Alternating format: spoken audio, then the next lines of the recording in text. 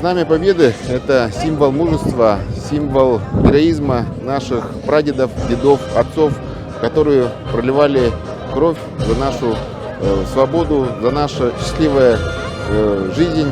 И сегодня мы отдаем дань памяти именно нашим воинам-освободителям. На площади очень много молодых людей. И вот наша обязанность, чтобы именно вот тот подвиг мы смогли донести до детей, до внуков и до правнуков.